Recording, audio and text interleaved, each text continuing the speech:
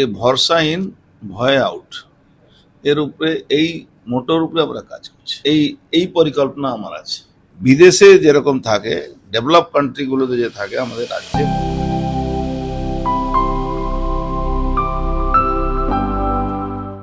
বিদেশের মতো এবার এ রাজ্যেও তৈরি হচ্ছে স্মার্ট হাইওয়ে লজিস্টিক হাব।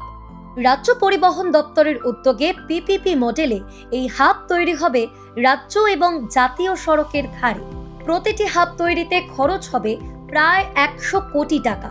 প্রাথমিক পর্যায়ে 20টি জায়গা চিহ্নিত করা হয়েছে। বিভিন্ন সময় দেখা যায় বড় ট্রাকের কারণে কলকাতায় প্রবল যানজটের সৃষ্টি হয়। পাশাপাশি পণ্যবাহী ভারী যানবাহনের জন্য শহরের রাস্তাও দ্রুত নষ্ট হয়ে যাচ্ছে। সে কথা মাথায় রেখেই স্মার্ট হাইওয়ে লজিস্টিক হাব তৈরির পরিকল্পনা নিয়েছে রাজ্য পরিবহন দপ্তর। এর ফলে একদিকে যানজট কমবে, রাস্তার হাল ঠিক থাকবে, অন্যদিকে নতুন কর্মসংস্থানও হবে। কিভাবে কাজ করবে স্মার্ট হাইওয়ে লজিস্টিক হাব? এই হাবগুলিতে ট্রাক এসে দাঁড়াবে, সেখান থেকে তুলনামূলক ছোট গাড়িতে করে পণ্য সামগ্রী শহরের ভিতর ঢুকবে। পরিবহন মন্ত্রী অর্জুন সিং জানিয়েছেন, এই হাব তৈরিতে ছোট গাড়ির বিক্রি বাড়বে, কর্মসংস্থান হবে, পিপিপি মডেলে তৈরি হবে হাব।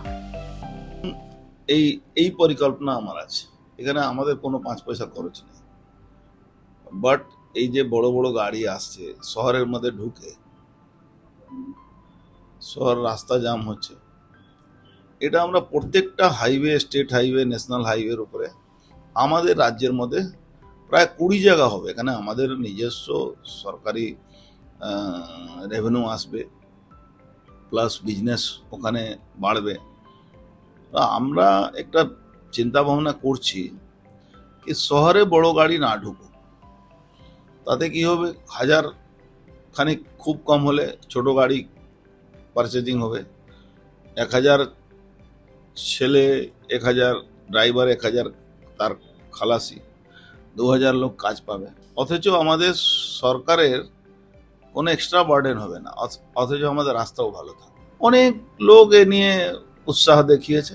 প্রাইভেট পিপিপি মডেলে তারা করবে। এটা জায়গা সার্ভে করেছে, ওরা আমাকে এটা দিয়েছে। কবের মধ্যে হবে এটা? কাজ শুরু হয়েছে, সময় তো লাগবে। হাবগুলিতে কি কি পরিষেবা থাকবে? Parking, dhaba, petrol pump, godown, EV charging centre, quick response medical store, dormitory সহ একাধিক সুবিধা থাকবে এই হাবগুলিতে।